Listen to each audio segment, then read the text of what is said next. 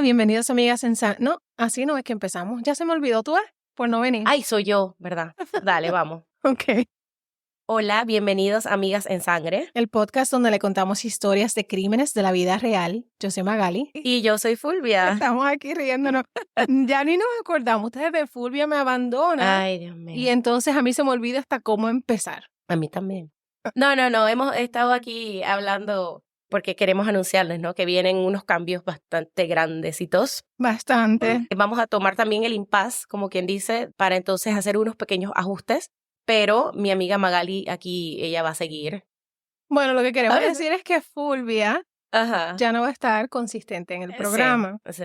Pero de vez en cuando yo la voy a poner a trabajar para que se haga una que otra historia y venga a contarla con acompañarte nosotros. como invitada. Sí, exacto. Queremos hacer que esto despegue, entonces estamos viendo qué cambios o qué ajustes podemos hacer para atraer, ¿no? A ustedes, ¿no? O los oyentes, que es lo que queremos. Estamos pensando, ¿por qué no en un futuro incluir de repente videos para que nos conozcan, sepan cuáles son nuestras caras? Sí. Y si les gusta o no. Para que los 3 oyentes que nos escuchan. No, de verdad que queremos, nos gustaría, ¿no? Hacer esto exitoso, pero tenemos que llegar más allá. Entonces yo me quedo sí. con el podcast Amigas en Sangre. Correcto. Se va a quedar el nombre igual. Claro, no le voy a cambiar el nombre. Porque yo vengo de vez en cuando a joder por acá. Pero vamos a trabajar en otros proyectos y esperamos verlos por allí también. Sí, pues, de verdad, esperamos el apoyo. Yo siento que ha sido un podcast a la fecha lo que llevamos 7 mesecitos interesante, ¿no? Sí. Con historias bien relevantes, importantes. Entonces, bueno, la vida es llena de cambios, ¿verdad?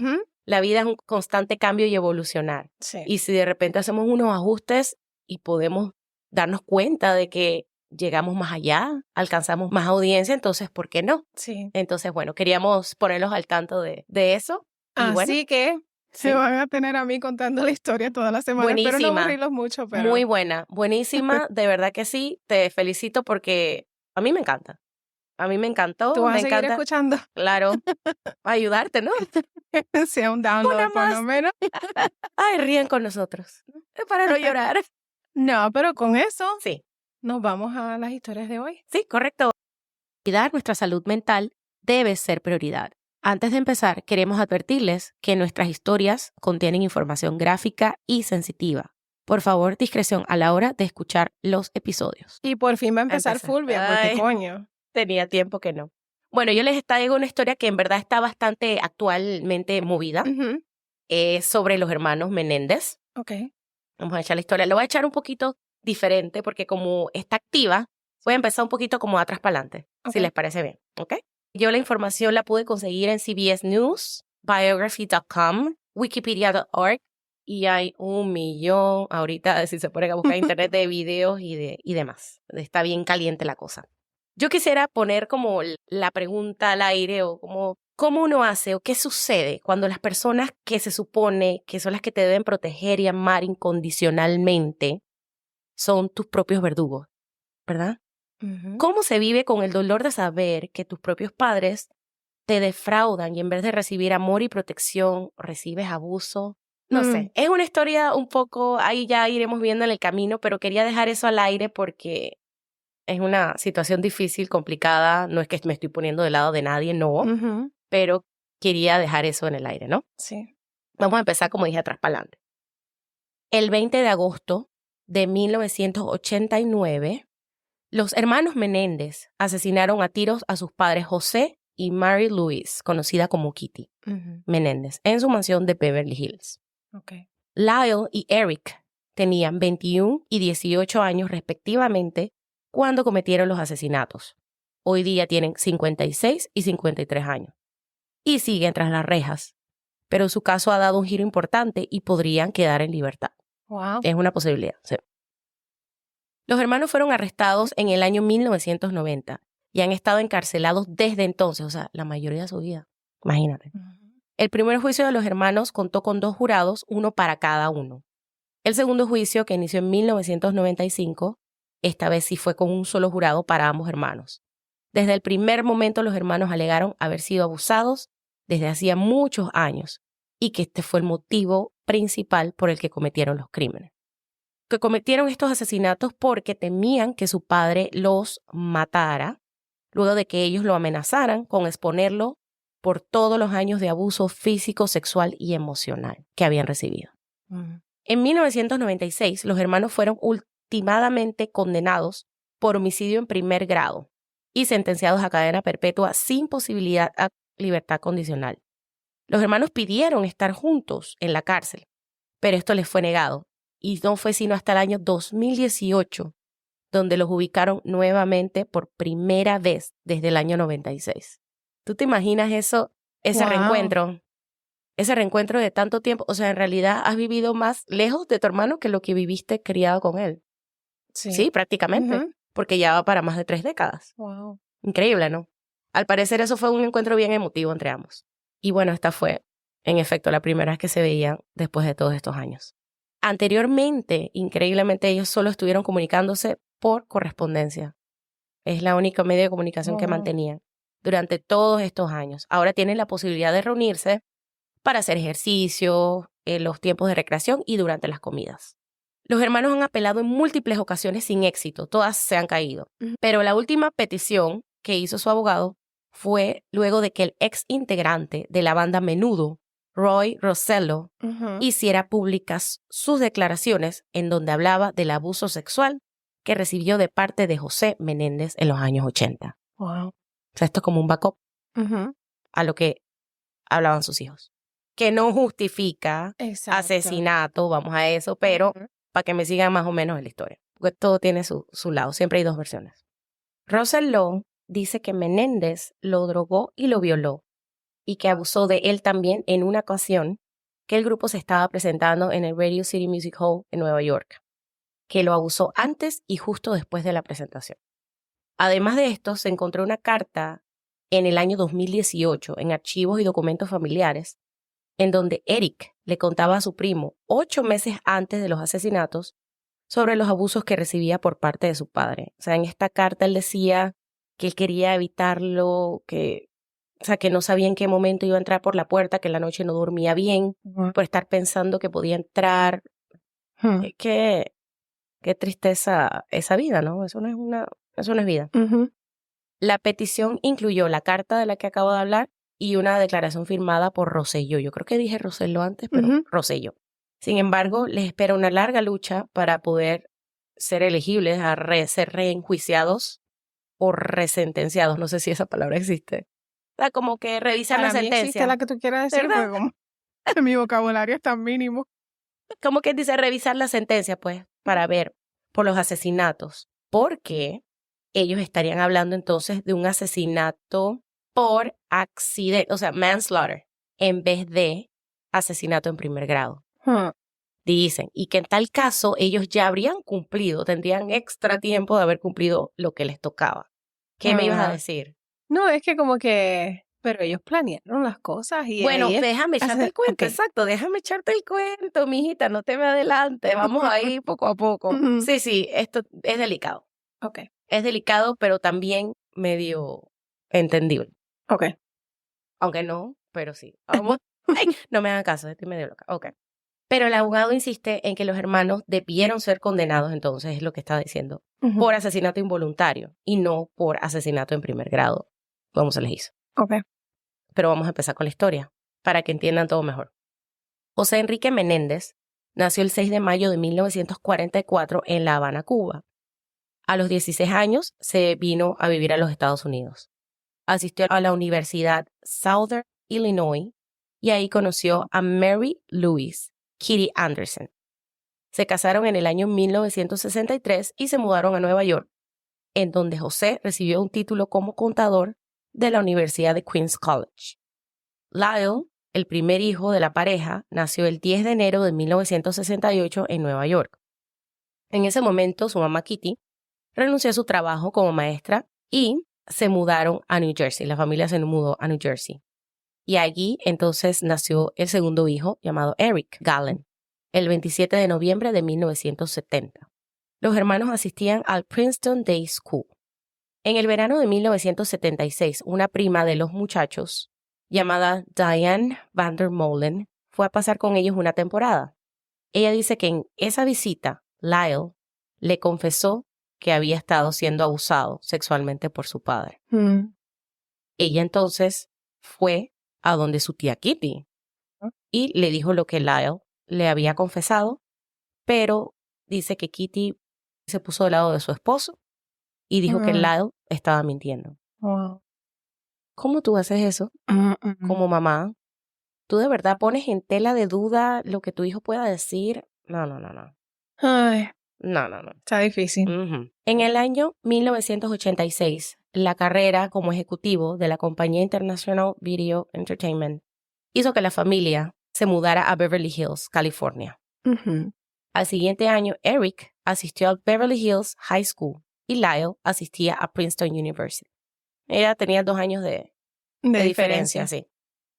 La noche del 20 de agosto de 1989, José y Kitty estaban parados en el den de su mansión en Beverly Hills, cuando Lyle y Eric entraron al den. Llevaban armas con ellos y abrieron fuego contra sus padres. Wow. Aquí es la parte que es medio tricky, ¿no? Le dispararon a José 6 veces, una de ellos siendo la herida fatal en la parte posterior de su cabeza. Y a Kitty le dispararon 10 veces en total. O sea, esto era con saña. Wow, yeah. Con saña y con resentimiento, se puede decir. Ella estaba en el piso arrastrándose y llorando. Y al parecer, Lyle se había quedado sin municiones. Entonces él corrió al carro para cargar el arma nuevamente y regresó y le disparó en el rostro a su madre. Y ahí fue que la ultimó. O sea, esta es la parte que digo tricky, ¿no? Luego de los asesinatos, los hermanos se mantuvieron en la casa esperando que llegara la policía por definitivamente el estruendo que habían causado con tantos disparos. Y en efecto, cuando la policía llegó, los hermanos dijeron que los asesinatos tuvieron lugar mientras ellos se encontraban en el cine viendo Batman. Y que después de eso asistieron al festival Taste of LA. En ese momento la policía no les realizó pruebas a su ropa o lo que ellos cargaban encima, porque definitivamente después de todos esos disparos hubieran encontrado restos de pólvora y demás si se hubiera comprobado, pero no lo hicieron. Los meses luego de los asesinatos, los hermanos comenzaron a realizar gastos extravagantes en artículos de lujo, viajes. Dice que Lyle compró un restaurante de Buffalo Wings llamado Chuck Springs Street Café, localizado en Princeton, New Jersey, un reloj Rolex, un Porsche Carrera. Eric, por su parte, contrató un coach de tenis a tiempo completo y participaba en competencias en Israel. Oh, wow. Eric se dice que tenía un buen futuro en el tenis. O sea, él sobresalía en eso cuando estuvo en el colegio y le iba bien. Entonces, bueno, eso fue lo que él hizo. Cenaban en restaurantes caros y hacían viajes al Caribe, Londres. En total se estima que gastaron aproximadamente $700,000 antes de ser arrestados. Wow. En verdad no es tanto. No. Pero bueno, vámonos a 1989, pero igual tampoco era tan... Pero yo siento que no es tanto. Eso no es nada ahora. Un poquito más de $500,000. ¿Qué tanto es eso? Pero... Eso me lo he hecho yo en un día. Mentira. Mentira. I wish. Familiares de los hermanos negaron una conexión entre estos gastos exorbitantes y los asesinatos de sus padres. O sea, como que ellos dijeron que ese no era el motivo porque los hermanos asesinaron, porque dice que ellos no habían tenido cambios en sus gastos, pues. Al parecer ellos llevaban este tipo de vida. O ya gastaban eso todo el tiempo. Ah, está bueno entonces. Al parecer, ellos llevaban, eso fue lo que dijeron los familiares, ¿no? Este tipo de vida era normal para ellos. Siempre, pues. Estaban acostumbrados, como quien dice, entonces a estos gastos elevados y a lujos, etc. Luego de un tiempo, los investigadores habían ya achicado muchísimo la lista número de sospechosos en el caso, y entonces empezaron a concentrar los hermanos justamente por esto, ¿no? Porque ellos veían estos movimientos financieros extravagantes. Entonces Eric eventualmente confesó sobre los asesinatos a su psicólogo, Jerome Ociel. ¿Y esta adivina qué hizo? Choteó. Niña, le contó a su amante. El psicólogo le contó a su amante lo que le había dicho, ¿no? A Judalyn Smith, él le contó a ella lo que Eric le había confesado. Entonces, al parecer, Ociel más adelante dejó su relación con su amante, la dejó, Y esta, en un ataque de ira y de rabia y como va a vengarse, fue a la policía y contó sobre los hermanos. Mira cómo se supo esto. Mira que no sabía que así fue que se supo.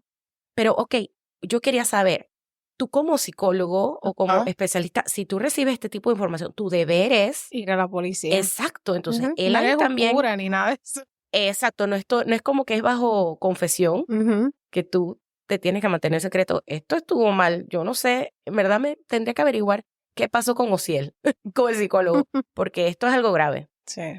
Él se cayó esa información. Lyle fue arrestado el 8 de marzo de 1990 y Eric se entregó voluntariamente 3 días después, luego de regresar a LA de un torneo que tuvo en Israel, de un torneo de tenis. Este juicio fue tremendo, grandísimo, fue muy televisado, muy popular.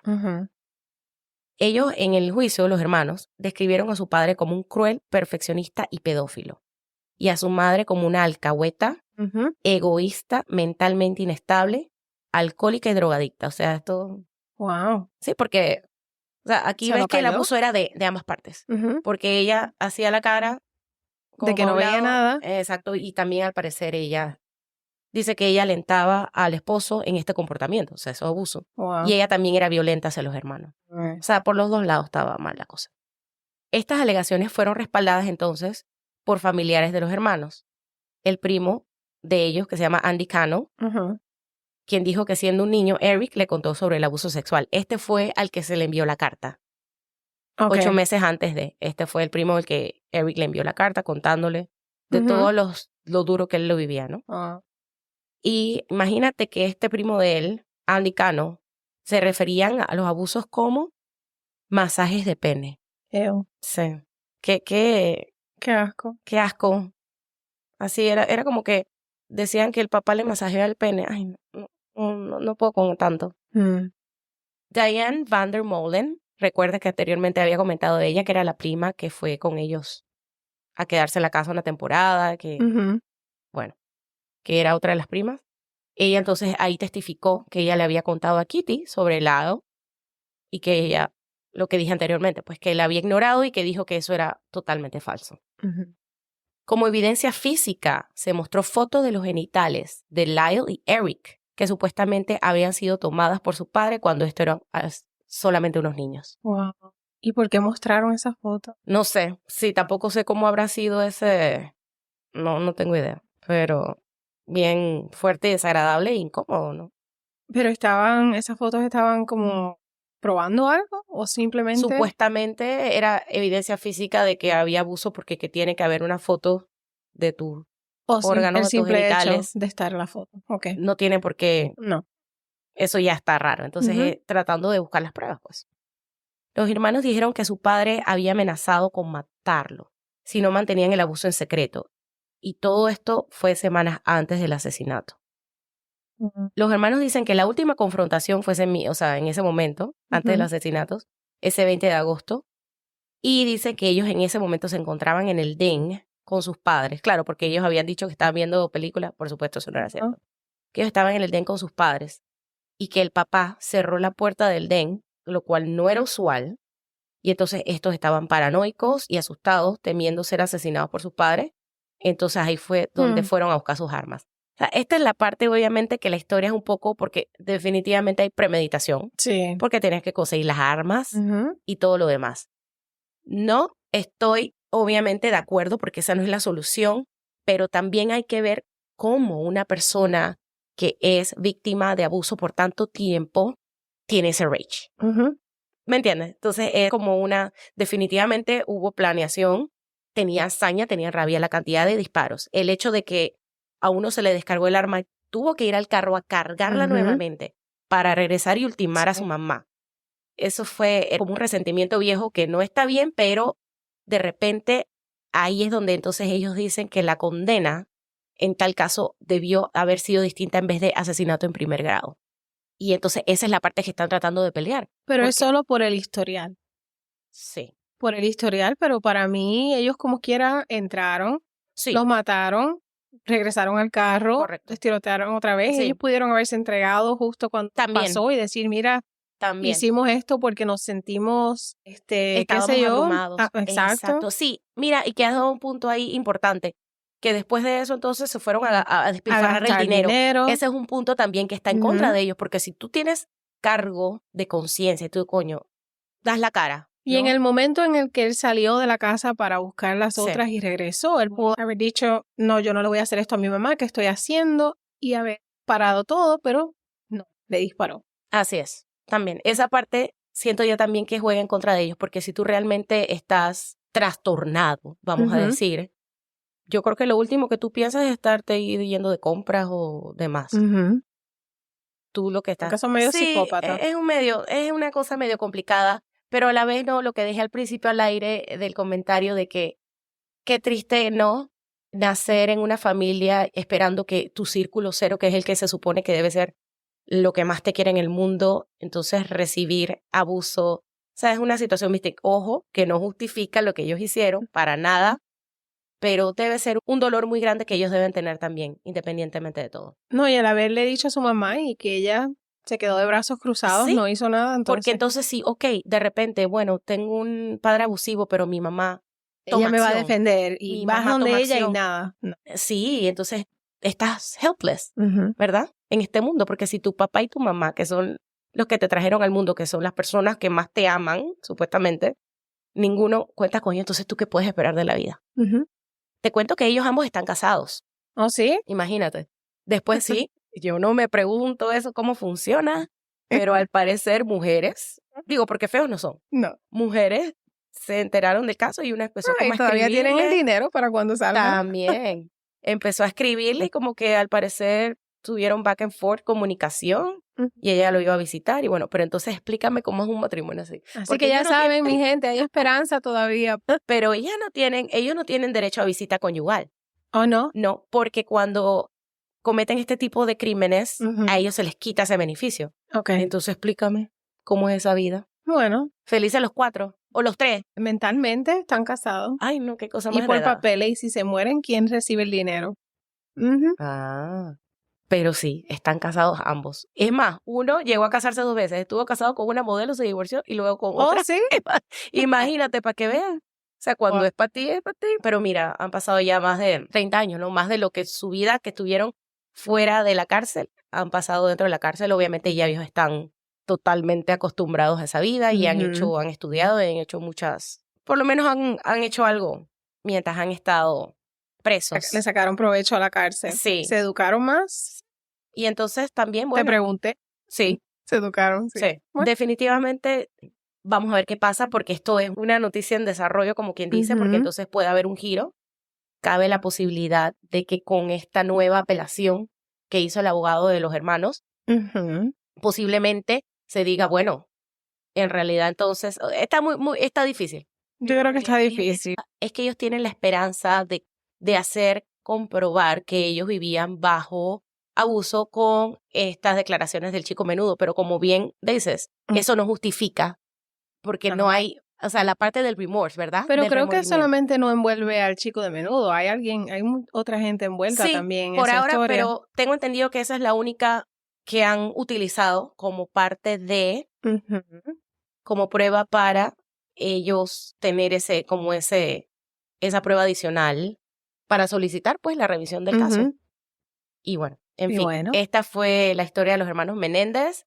Está muy activa. De hecho, van a hacer una historia para Netflix. ¿Oh, sí? Sí. Entonces hay pendientes, ¿no? Para ver cómo se sigue desarrollando. Yo sé que Dateline tiene el documental. Ajá. Sí, hay mucha información allá afuera y bueno, como es algo en desarrollo, queda como abierto, pero sí. Bueno, me toca a mí. Para esta historia yo puedo conseguir información en prpop.org.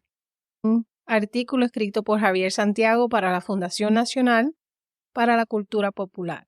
Otro escrito por Alina Marrero en Wikipedia, elnacional.com, El Vocero, que es un periódico en Puerto Rico, primerahora.com.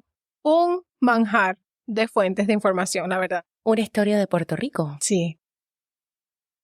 Luis Vigorox Rivera fue una figura muy pública, muy querida y fue un famoso presentador de radio y televisión, un locutor, comediante y productor puertorriqueño. Fue considerado un pionero en la industria de la televisión en Puerto Rico, en la cual obtuvo el éxito con diferentes programas de radio y televisión en el transcurso de su carrera. hasta que fue brutalmente asesinado. Y esta es su historia. Luis Vigorox Rivera hizo su presencia en este mundo el 12 de abril de 1929 en el barrio Chupacayos de Ceiba, Puerto Rico. Era el último de los 8 hijos, el bebé de la casa, de Eulalia y Enrique Vigorox, un trabajador de la caña de azúcar quien trabajaba para la compañía Fajardo Sugar. Su papá falleció cuando él era joven y su mamá Eulalia tuvo que hacerse cargo de la familia que todavía vivía en el barrio Esperanza, en Ceiba. En busca de un mejor porvenir para que sus hijos tuvieran una mejor oportunidad en la vida, cuando Luis tenía 14 años, la familia se mudó a Río Piedras, San Juan, y ahí él estudió en la escuela secundaria Vilamayo. Luis era un joven sociable, carismático y guapo. Todavía cursando la secundaria, encontró trabajo en la estación de radio llamada WIACAM, que era dirigida por Lucas Tomás Muñiz, mejor conocido como Tommy Muñiz, un exitoso comediante y productor de Puerto Rico. Como quien dice, Luis Vigorox nació con un micrófono en la mano. Allí Luis trabajó en un programa llamado Alma Estudiantil. Con el inicio de la Segunda Guerra Mundial, la mayoría de los locutores profesionales de Puerto Rico fueron reclutados para ir a la guerra, la cual dejó una escasez de locutores. Pero esto le abrió las puertas a Luis, dándole a él y a otros jóvenes brillantes y frescos la oportunidad de trabajar en estaciones de radio. Durante este periodo, Luis pudo trabajar en diferentes áreas del entretenimiento y en lo que es el negocio del espectáculo. Su época detrás del micrófono moldeó el resto de su vida. Tras finalizar su bachillerato, ingresó a la Universidad de Puerto Rico. En la década de los 50, las radionovelas eran el centro de atención en San Juan. WAKAQ Radio El Mundo era un asopao de puro talento. ¿Qué es asopao? Un sopón. O sea, como una sopa. Una sopa espesa. Ajá, mucha cosa. Ok. Un revueltijo ahí. Ajá.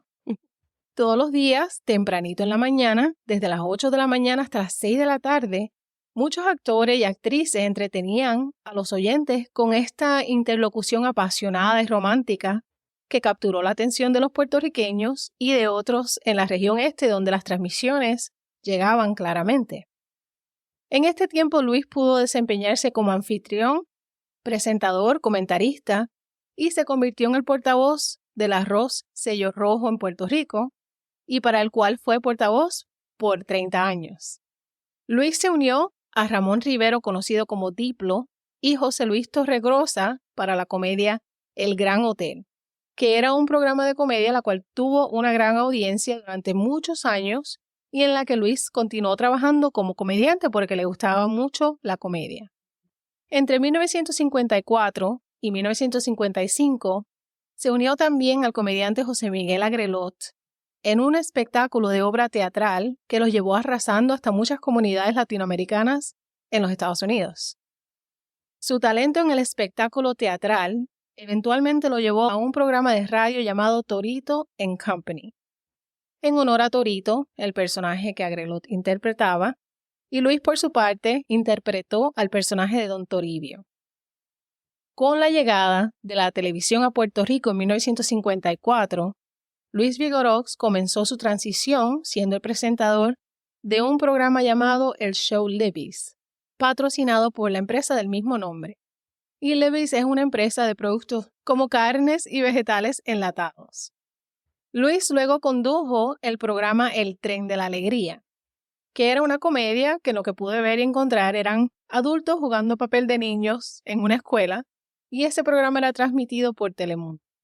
Esa producción no estuvo mucho tiempo en el aire, y Luis le pidió a la empresa que le permitieran realizar un programa junto a otro actor llamado Mario Pavón. Ellos iniciaron un proyecto de una telenovela, pero el proyecto se desvaneció.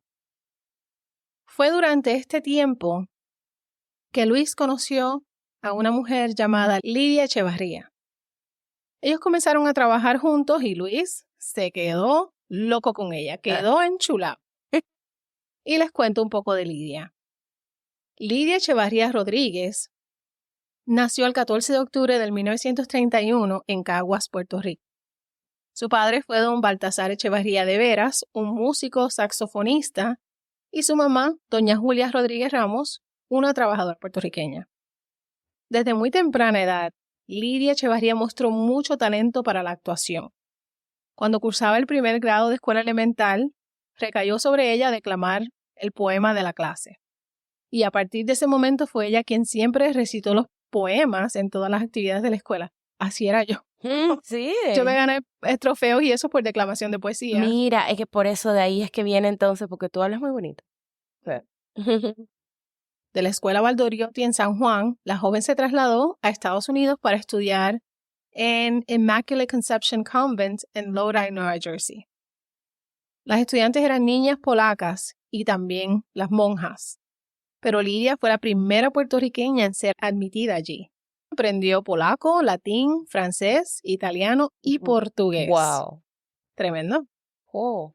La experiencia del colegio en Nueva Jersey fue muy buena para Lidia, quien era una estudiante excelente.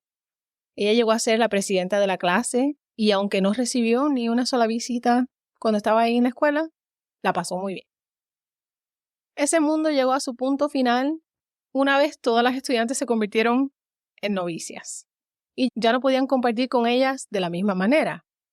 Empezó a sentirse muy sola y aunque no había terminado el año escolar todavía, su mamá, doña Julia, la fue a buscar. Allí madre e hija se trasladaron a Nueva York para que Lidia terminara la escuela superior en los Estados Unidos. Después de estar un poco tiempo en el Morrison High School, la estudiante regresó a Puerto Rico y retomó estudios en la Escuela Román Valdoriotti de Castro en San Juan, de donde se graduó.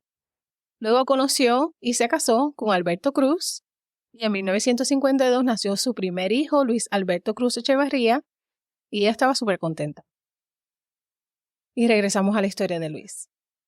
Luis pasó a presentar el show llamado La Hora Cero, pero justo cuando el espacio comenzaba a despegarse, a emprenderse, Telemundo la sacó del aire, llevando a Luis a establecerse con la competencia Guapa Televisión. Oh. ¿Esos canales se ven allá en Panamá? No, mira, Univisión sí, Telemundo, perdón. Sí, porque esos son mexicanos, sí, mexicanos están en todas partes. Internacionales, sí. Pero Guapa no. Guapa. Lidia era una actriz muy talentosa que desde su adolescencia había obtenido un permiso especial para unirse al Teatro Rodante de la Universidad de Puerto Rico. Luis, por su parte, era un narrador convincente y apasionado, cuyas historias en las radionovelas mantenían a los oyentes con el oído pegados a sus radios. Pero en aquel entonces en el que ellos se conocieron, Lidia estaba casada con su esposo, Fernando Cruz, mientras que la vida de Luis aún estaba ligada a su esposa Rosaura Lorenzana Vilches, con quien estaba casado desde 1950 y tenían 3 hijos, todos varones, Roberto, Luis y Jorge Enrique. Ambas parejas formaban parte del entorno artístico de San Juan y sus respectivas parejas se conocían mutuamente y frecuentemente interactuaban en círculos sociales con personas en su misma posición.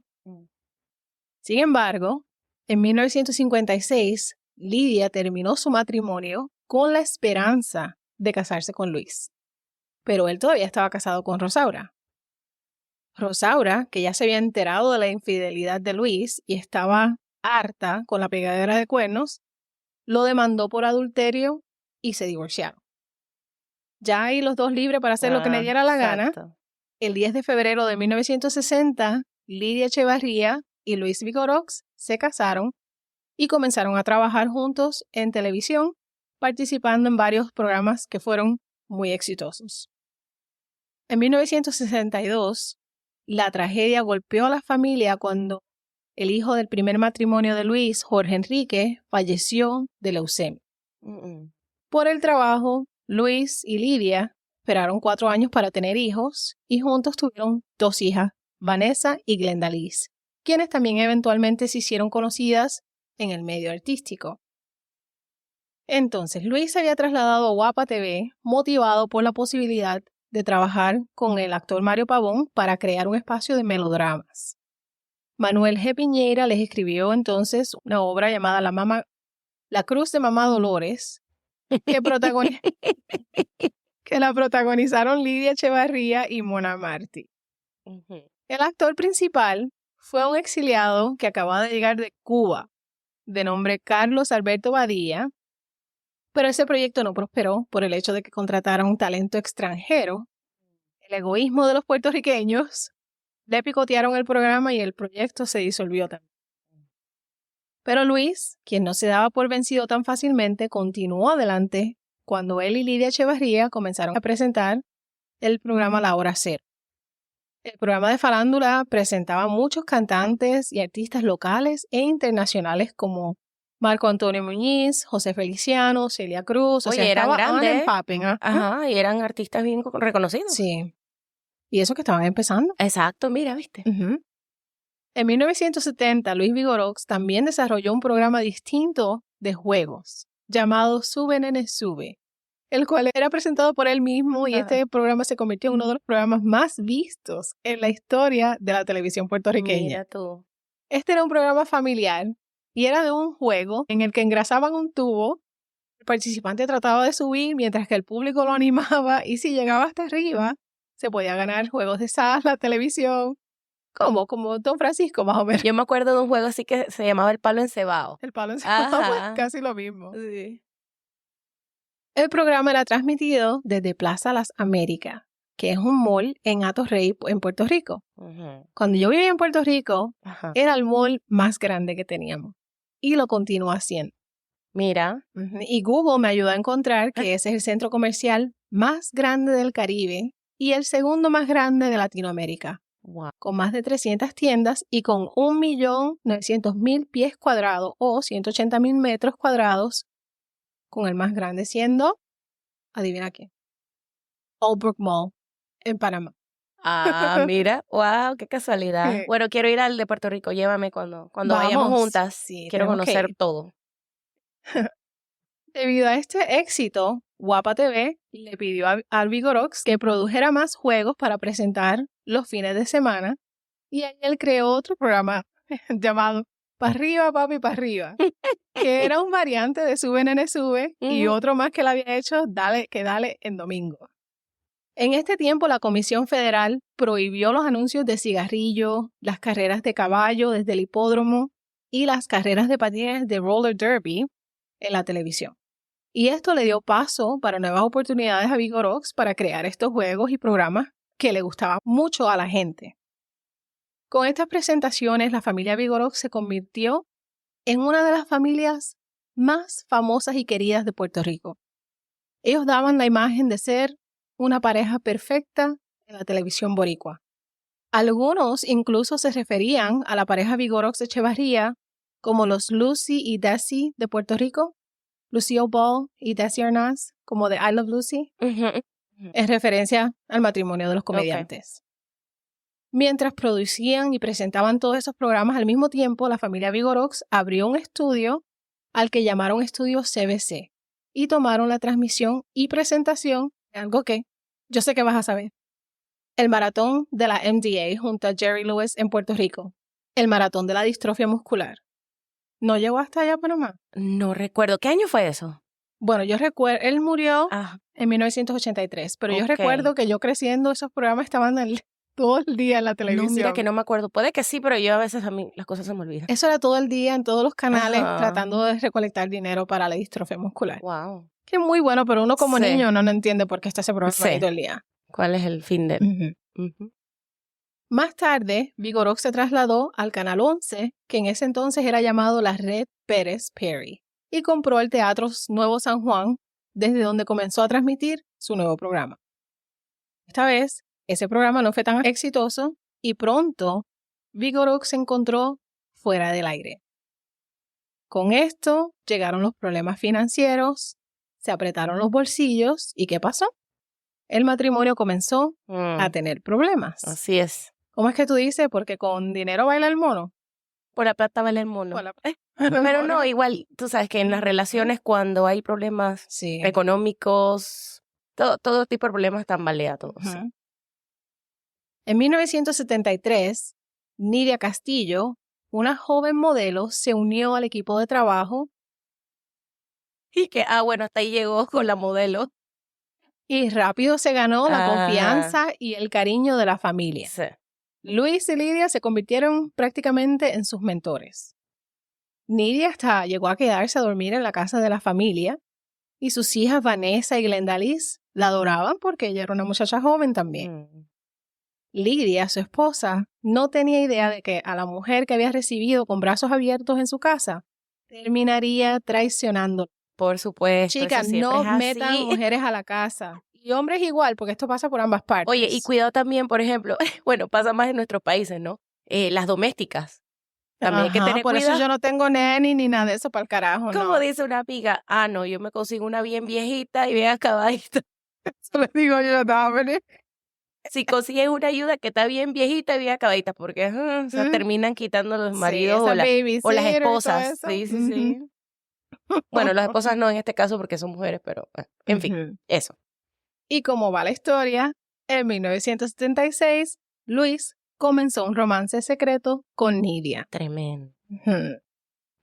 En 1980, Vigorox regresó a Guapa y todos sus programas fueron reprogramados y tuvo que comenzar de nuevo. Se convirtió en el presentador de programa de variedades de la hora del almuerzo de esa estación, el show del mediodía, y comenzó a interpretar el papel de Pedro Navaja en la obra Verdadera Historia de Pedro Navaja. Y actuaría muchas veces en esa obra, así como otra llamada Ángeles Caídos.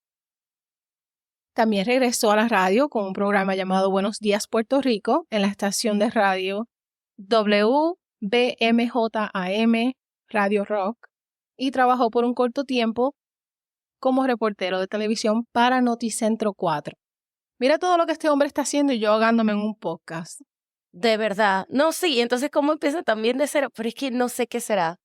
Ya era conocido. También es suerte. Bien, cualquiera presenta, la verdad, amiga, porque es que la edición y lo demás, ahí es que está el problema. Mucho y él no trabajo. Tenía que hacer nada de eso. Claro. Eso tenía su equipo, ¿no? Pero ese mismo año, Lidia descubrió la infidelidad de Luis con Nidia. Esa es otra cosa también, Nidia, qué enredo. Y tan pronto Lidia se enteró de esa más que aventura, porque llevaban bastante tiempo juntos, la vida de Luis se volvió pesadilla. Claro.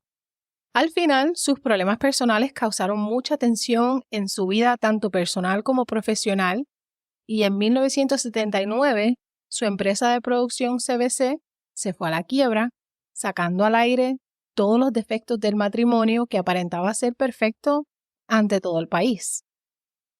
Lidia por un tiempo trató de reconciliarse, pero ya para este tiempo la carrera de ambos enfrentaba demasiados desafíos y tenían problemas de dinero, añadiendo una infidelidad que es la receta perfecta para un matrimonio desastroso. Y ya el corazón de Luis le pertenecía a Nidia. Pero tú sabes, en el principio de la historia, él dejó a su esposa Rosaura para casarse con Nidia. ¿Qué puedes esperar? What goes around comes around. Exactamente, se llama karma.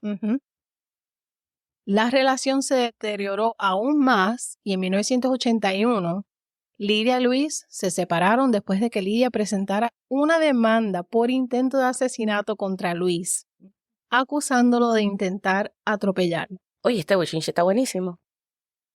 Los periódicos y revistas como Vea y TV Guía se nutrían de los encontronazos de la popular pareja que llevaba a los hogares programas como Sube Nene Sube y Pa' Arriba Papi Pa' Arriba, que eran de felicidad y de risa. Ahora se habían tornado amargos y el bochinche es lo que deja dinero. Ay, sí. Y ese incidente fue uno de varios escándalos públicos que rodearon a la pareja y a Nidia. El lunes 17 de enero de 1983 amaneció con un cielo gris y pesado. El titular de portada del periódico El Vocero, que circuló antes de que saliera el sol, daba cuenta que horas antes, a las 9 de la noche del domingo 16 de enero, en un paraje solitario frente a una planta de la AAA, que en Puerto Rico es la Autoridad de Acueductos y Alcantarillados, en la quebrada El Guano, en Cupey, los bomberos habían extinguido un incendio que consumió un carro Mercedes-Benz.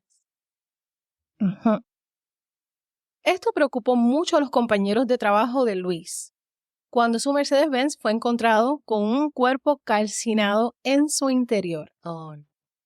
Luis Vigorox manejaba un Mercedes-Benz. Cuando su carro desapareció, él había sido reportado como desaparecido. Oh. Y esa misma mañana del 17 de enero de 1983, Luis Vigorox no llegó a trabajar ni a la emisora de radio ni a la estación Guapa TV. Algo que no era usual. Ese hombre nunca faltaba a su trabajo. Era cumplido. La familia fue notificada del problema horas después de que se encontrara el carro. Roberto, su hijo, recuerda recibir una llamada telefónica a la 1 de la madrugada por parte de sus tíos.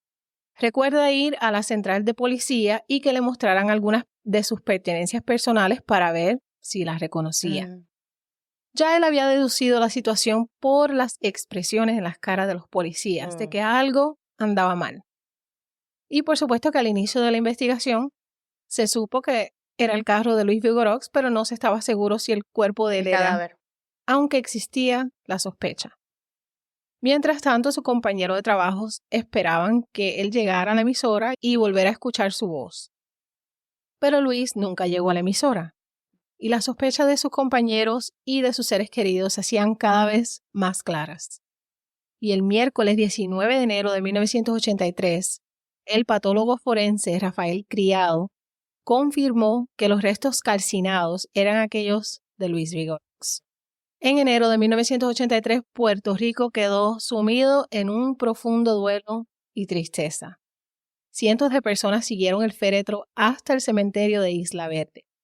Pero Luis Vigorox no llegaría a descansar en paz todavía, porque su fallecimiento desató una cascada de rumores y conjeturas, culminando en uno de los juicios más notorios de la historia puertorriqueña. Sin embargo, antes de que se formara alguna acusación, la gente ya apuntaba a Lidia Echevarría, su esposa. Claro. La actriz, quien había dejado de su lado su destacada carrera teatral, tras 22 años de matrimonio con el presentador, era señalada como la responsable del crimen. Aunque estaban separados, Luis Vigorox, de 54 años, había comenzado una relación con una mujer más joven, la modelo Nidia Castillo. Lidia estaba consumida por los celos y la furia y se sentía profundamente herida por esto. El cuerpo de Luis llevaba unas 3 horas fallecido cuando lo encontraron en el baúl o maletero del carro. Estaba amordazado, apuñalado, estaba destrozado completamente. Tenía heridas en todo su cuerpo como resultado de ser golpeado con un objeto afilado que penetró su riñón izquierdo y sus pulmones. Según el testimonio del doctor Criado, eso fue una especie de torneo. Tenía una fractura en el cráneo, presentaba fractura en los huesos típicas asociadas con daño a los tejidos. Él estaba casi irreconocible. Cuando lo encontraron solamente podían ver el reloj que tenía puesto, un Rolex, y sus dientes. Porque aparte de eso, calcinado, claro. Y cuando es así, los cadáveres los reconocen por la dentadura. Así es. Wow. Se comprobó que el presentador y productor de televisión fue quemado vivo tras inhalar humo con partículas carbón inusuales. Esa fue una tortura lo que hicieron con él. Sí, porque imagínate todo lo que recibió, las apuñaladas y encima quemado vivo. Wow. Lo golpearon mucho. Ay, no. Para la gente que lo adoraba, era difícil creer que menos de 24 horas antes, durante una transmisión en vivo de un programa de medios, él estaba dentro de sus casas trayéndoles risas y felicidad a sus vidas. Y el que haya sido asesinado de una manera tan horrible dejó al pueblo indignado. En el inicio de la investigación se sospechó de que tal vez estaba conectado con la mafia, y este fue un punto de mucha controversia entre productores, o el que hubiese sido un crimen pasional. Los bochinches siempre pasan y las especulaciones y todo el mundo habla sin saber. Todos sabían de su vida personal, pero allí nadie amaba a Lidia más que a Luis. Los dos eran queridos por igual por mucha gente del pueblo y por sus compañeros. Los dos eran muy famosos. En su funeral, Lidia estaba casi histérica y aparentaba estar terriblemente devastada después de perder a su esposo de una manera tan horrible. Eso fue tremendo show que puso él. Eso. Circuló una imagen desgarradora que la mostraba sollozando, inconsolable, junto a su ataúd. El pueblo se olvidó de las historias terribles del divorcio y Lidia quedó como la viuda desconsolada. Sufrida. Oye, ¿Nidia qué? Lidia. Nidia, no, la amante, la amante. No apareció nada más de Nidia después de eso. No encontré nada en los artículos ni nada de eso. Miles de personas asistieron al entierro para rendir homenaje a la querida figura de la radio. Hasta la gente fuera del cementerio querían echar un último vistazo al hombre que los hizo reír a lo largo de los años. Después del entierro, Lidia comenzó a trabajar más duro que nunca. Siguió protagonizando 2 telenovelas, pero también reavivó su pasión por el teatro, tomando el papel principal en la obra El miedo del lobo. Según ella trabajaba mucho porque tenía que olvidarse de alguna manera de su tristeza y que trabajar así la ayudaba a superar crisis en su vida. La policía sospechaba de Lidia. Como es común en estos casos, la persona más allegada a la víctima es entrevistada e interrogada, siempre. Y el 26 de enero de 1983, Lidia Echevarría fue interrogada durante 2 horas. Ella confesó que había estado al tanto de las aventuras de su esposo desde 1978 o 1979 y reconoció que iban a divorciarse. Siempre mantuvo y dejó saber que ella lo amaba y que con todo y lo que él le había hecho pasar, eran los mejores amigos. Amigos como esos no se necesitan enemigos. Negó cualquier participación en la muerte de Luis y las autoridades no tenían ninguna prueba física en su contra, por lo que quedó libre. Durante más de 1 año no pasó nada. No parecía que los detectives estuvieran más cerca de resolver el asesinato de Luis Vigorix. O sea, la investigación estaba como congelada. Llegó a un plateau. Así es. Sin salida. Este caso era un caso de alto perfil. El pueblo puertorriqueño estaba pendiente con el ojo pegado a todo lo que pasaba. Pero la policía estaba segura de que Lidia Echevarría estaba detrás de todo, pero la evidencia para justificar un arresto no existía. Pero el 2 de septiembre de 1984, el Departamento de Justicia radicó cargos contra Lidia Echevarría, Edgardo Vázquez Reyes, Pablo Guadalupe Aquino y sus hijos Rubén y Jorge Jaime Guadalupe. Había una multitud de fotógrafos grabando a la famosa actriz mientras era llevada al auto de la policía. Los vehículos trataban de esquivar el asedio de Lidia, uno de los arrestos más famosos de la historia de Puerto Rico. La multitud se congregó afuera de la estación de policía, pero esta vez no hubo cortina para la famosa actriz. Edgardo Vázquez Reyes decidió hablar y dijo que él recibió $50,000 de Lidia para asesinar a Luis y que le dio $6,000 a Pablo Guadalupe Aquino y a sus 2 hijos, Jorge y Rubén, para hacer el trabajo. La familia Guadalupe ya era un tanto conocida por la policía. Previamente, Pablo y sus hijos habían sido acusados de asesinar a un abogado famoso que desapareció. El hermano menor de los Guadalupe, Carlos, también había admitido otro homicidio. La policía tenía una orden más de arresto. El entonces secretario de Justicia, Nelson Martínez Acosta, personalmente supervisó el allanamiento de la casa de un pariente de Lidia. El 3 de septiembre, Lidia Echevarría fue arrestada personalmente por Nelson Martínez y fue acusada de asesinato. Supuestamente Echevarría ella estaba celosa de la relación de él con Lidia. Por favor. Y le había pagado a un tipo llamado Papo Newman y López Watts para que lo golpearan o lo asesinaran. ¿Cómo es esa diferencia? ¿O lo golpea o lo asesinaran? Okay. La gente ya lo había condenado, le gritaba asesina, ellos se le tiraban encima al carro, a todo lo que da. Los partidarios de Lidia estaban presentes para contrarrestar los gritos pidiendo que la soltaran. La fianza se fijó en $600,000 y se le permitió esperar el juicio en casa. Qué lindo, ¿no? Oye, pero esa era una fianza alta, porque para ese tiempo $600,000 era un billete. En noviembre de 1984 fue oficialmente acusada del asesinato en primer grado y violaciones a la ley de armas. Ella se declaró inocente y mantuvo que era inocente. Pero antes de que el juicio se completara, los testigos de la acusación revelaron que habían mentido en sus declaraciones. Lo que hizo que se derrumbara toda la base del caso de acusación. Tal vez por atención o fama, quién sabe por qué lo hicieron, pero el juez Francisco Pérez Rivera exoneró a Lidia y a sus coacusadores, Edgardo Vázquez Reyes, Pablo Guadalupe y sus hijos. ¿Y salieron libres? Pero con un cambio de administración, el Departamento de Justicia reabrió la investigación. Porque el investigador sentía que Lidia era culpable.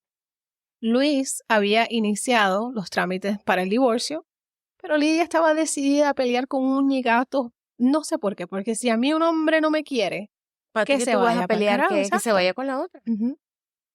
No fue sorpresa que muchas de las acusaciones de Lidia estuvieran relacionadas con una ocasión en la que, según un rumor, Lidia le apuntó a Luis con una pistola y le dijo que preferiría verlo muerto. La historia apareció en su entrevista con la policía, donde Lidia confirmó que después de un evento en un teatro donde ambos habían asistido, Lidia insistió en que Luis la llevara a su apartamento y le sacó una pistola para amenazarlo. La policía recuperó el revólver no registrado, que coincidía con la descripción, pero nunca pudo determinar cómo llegó a su posesión. Nidia, la amante, afirmó que Luis estaba terriblemente infeliz en su matrimonio y le había confiado que Lidia lo trataba como una máquina de hacer dinero. Bueno, y lo hacía. Puede. Porque trabajaba duro el hombre. Luis reportadamente le dijo a sus amigos que él no podía esperar a llegar a divorciarse de Lidia para poder casarse con Nidia. Pero a mí me da risa que él se casa con todas. Ajá. Que solamente tenía 26 años en ese tiempo.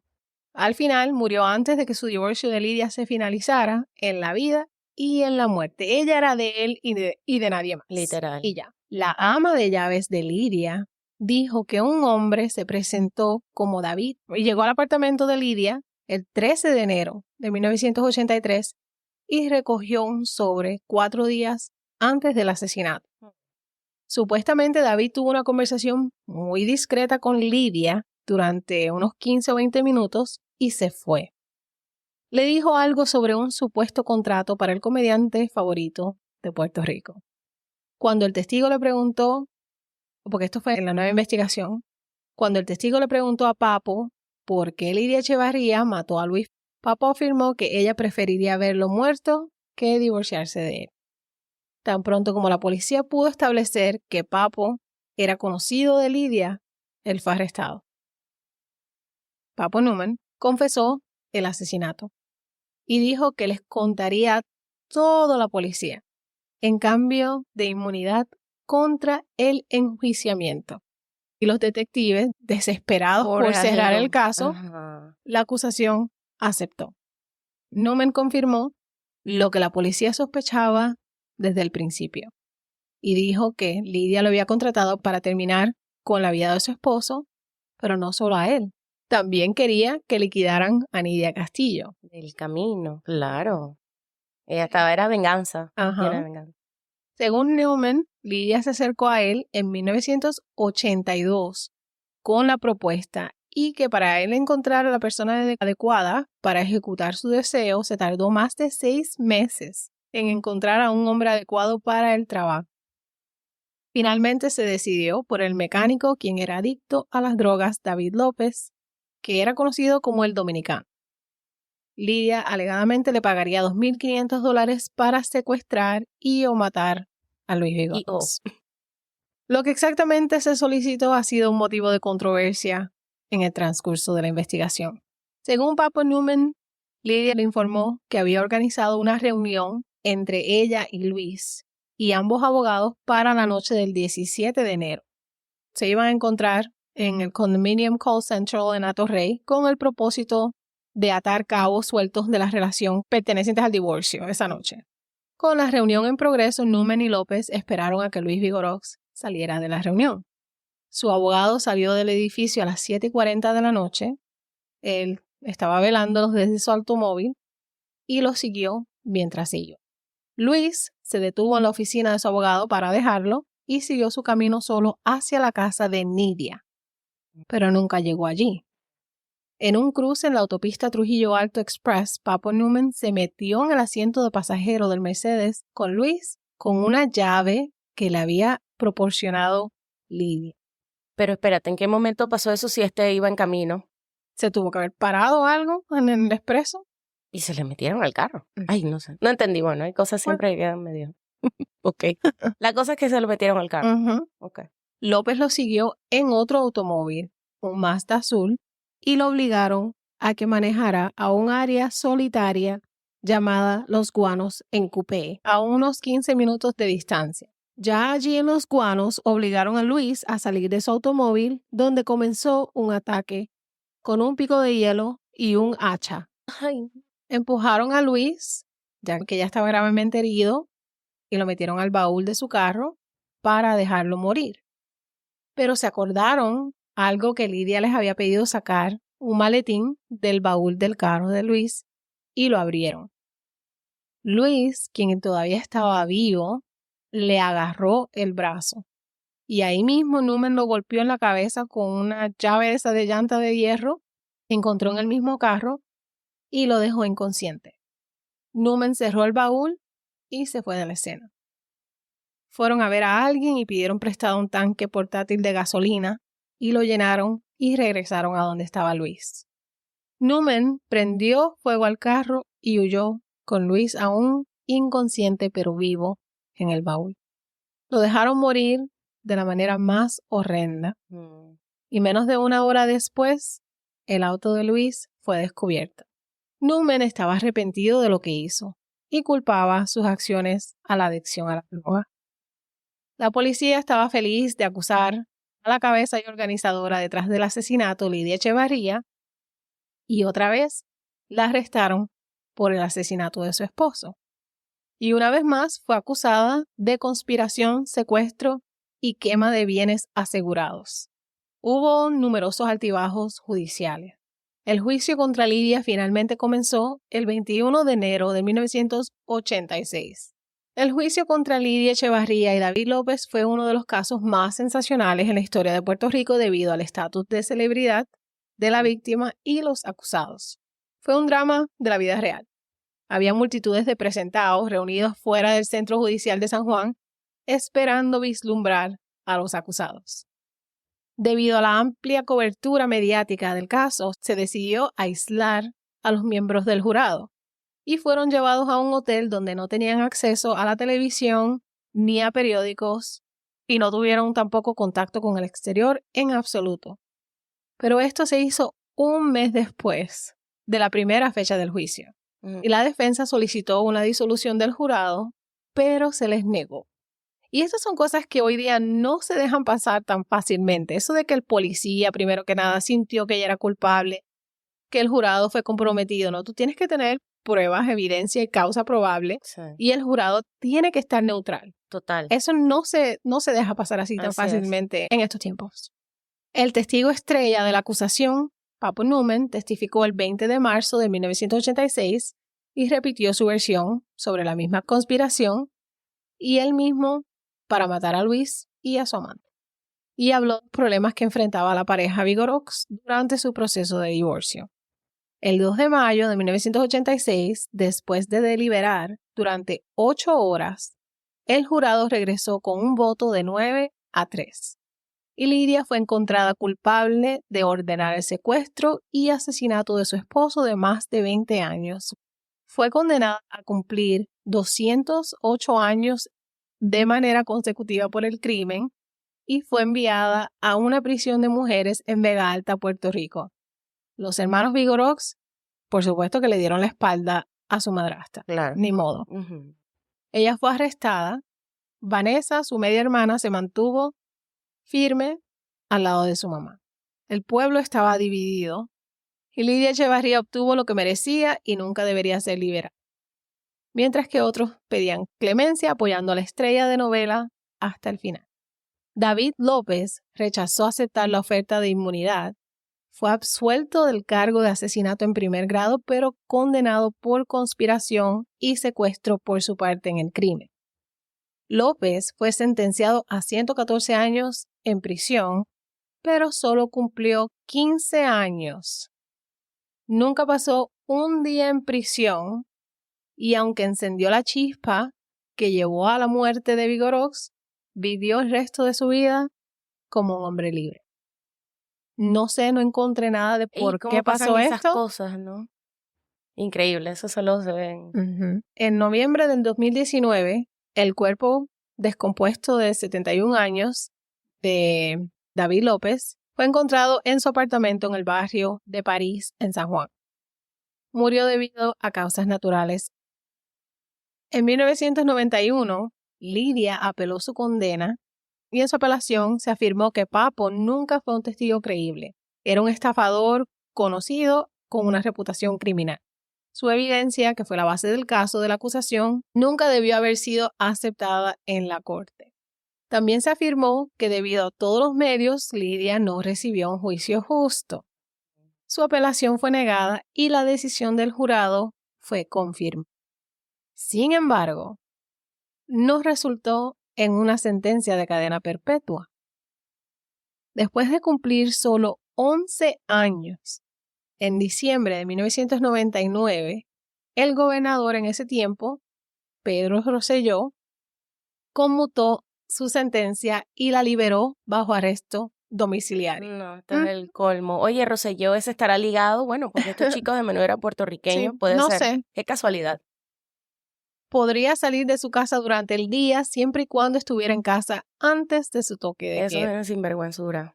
Según la decisión de Rosselló de concederle la liberación, la cual fue por razones humanitarias, debido a la indignación de muchas personas. ¿Y entonces? Ella era una asesina condenada. El pueblo estaba furioso porque ella estaba libre. Sus fanáticos más cercanos celebraron su libertad después de su liberación.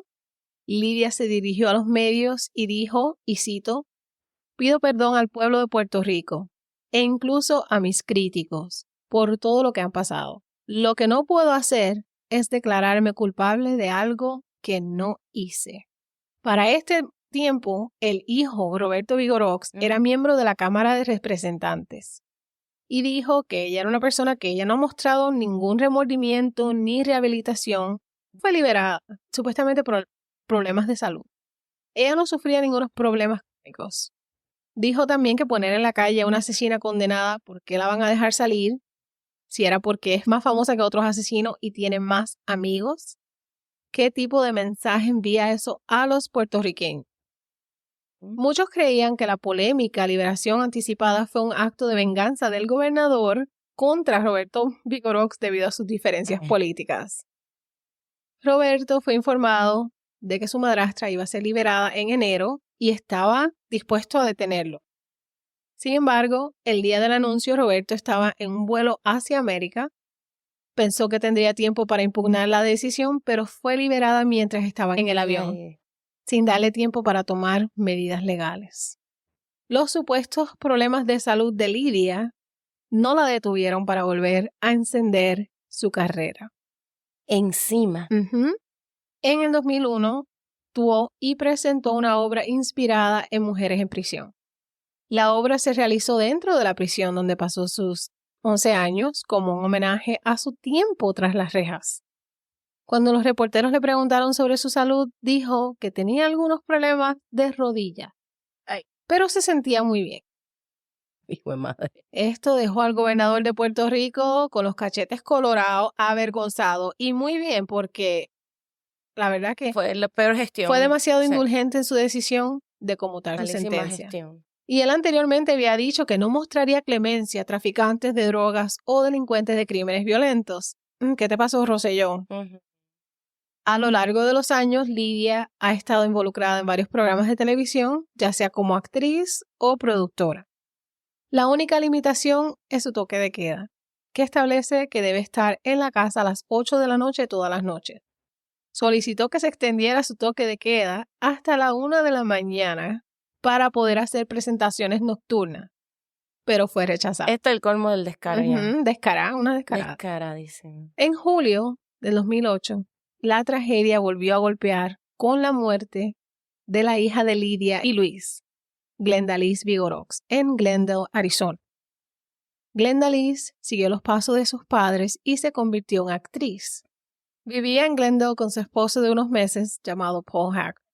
Había muchos elementos sospechosos en el suicidio, porque ella supuestamente se suicidó. Su nuevo esposo Paul, quien la convenció de sacar una póliza de seguro de vida de $1 millón en los meses antes de su muerte, era el único beneficiario.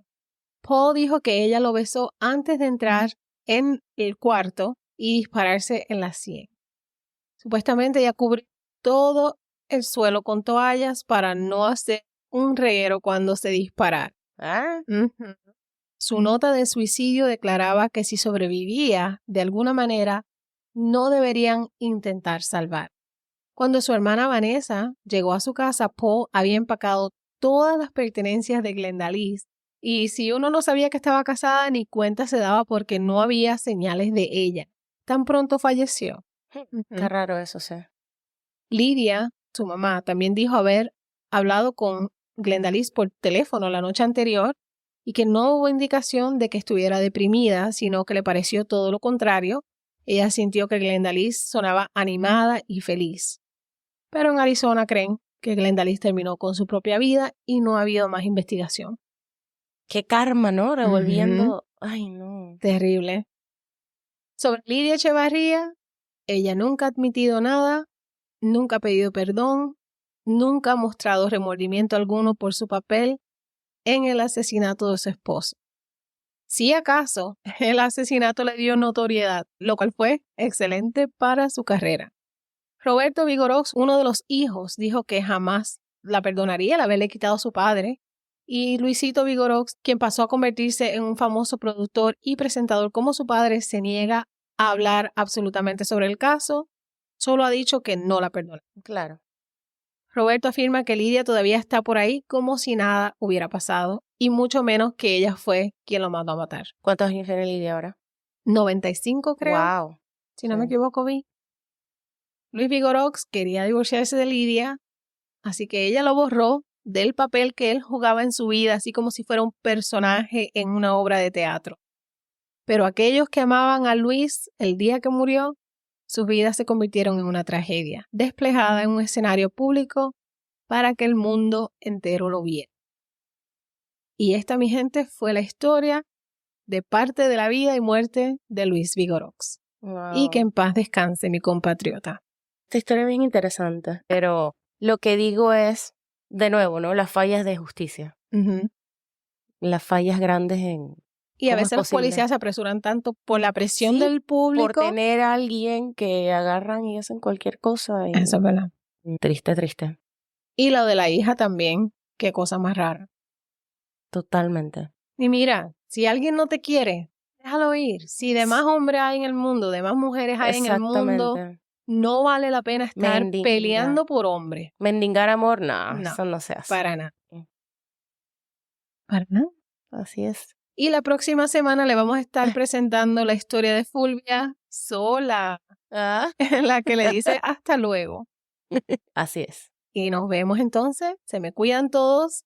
Saben que si quieren comunicarse pueden hacerlo en las redes sociales. En amigasensangre@gmail.com, Amigas en Sangre Podcast Fans en Facebook, que es un grupo privado. Sí. Así que nadie va a saber que están ahí. A menos que sean parte del grupo. Eso es en secreto, entre amigas.